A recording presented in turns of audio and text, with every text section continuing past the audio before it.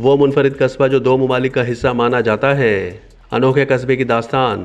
दुनिया के कोने में एक ऐसा मुनफरिद कस्बा भी मौजूद है जिसे दो ममालिक का हिस्सा समझा जाता है। आप सोच रहे होंगे कि आखिर ये कैसे मुमकिन है, लेकिन ये हकीकत है और इसके पीछे छुपी कहानी भी काफ़ी दिलचस्प है। आइए इस वीडियो में आपको इस अनोखे कस्बे के बारे में हैरानकुन हकाइक बताते हैं कि पहले ये इलाका किस मुल्क का हिस्सा था और फिर किस तरह दो ममालिक के दरमियान सैंडविच बनकर रह गया। इस कस्बे का नाम है बेसिंगन एम होकरेन, जो मुकम्मल तौर पर स्विट्जरलैंड के इलाकों में घिरा हुआ है, मगर बुनियादी तौर पर यह जर्मन सरजमीन का हिस्सा माना जाता है।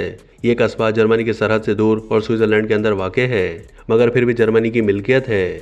1880 एकड़ रकबे पर फैला हुआ यह कस्बा सियासी तौर पर जर्मनी का हिस्सा है, मगर माशी तौर पर स्विट्जरलैंड का हिस्सा है।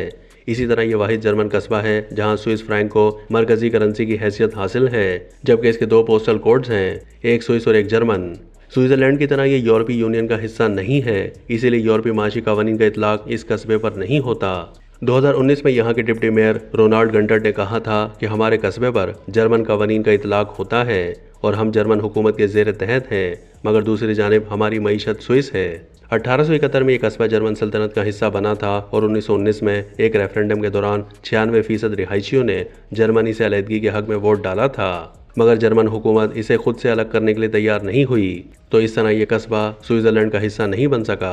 दूसरी जंग अजीम के दौरान जर्मन फौजियों को इस कस्बे में दाखिल होने के लिए स्विस सरहद पर अपनी फौजी वर्दी छुपाना पड़ती थी और 1967 में दोनों ममालिक के दरमियान इस कस्बे को स्विस कस्टम एरिया करार देने पर इत्तेफाक हुआ, जिसके बाद कस्बे के इर्द गिर्द मौजूद सरहदी कंट्रोल्स और चेक पॉइंट्स खत्म कर दिए गए।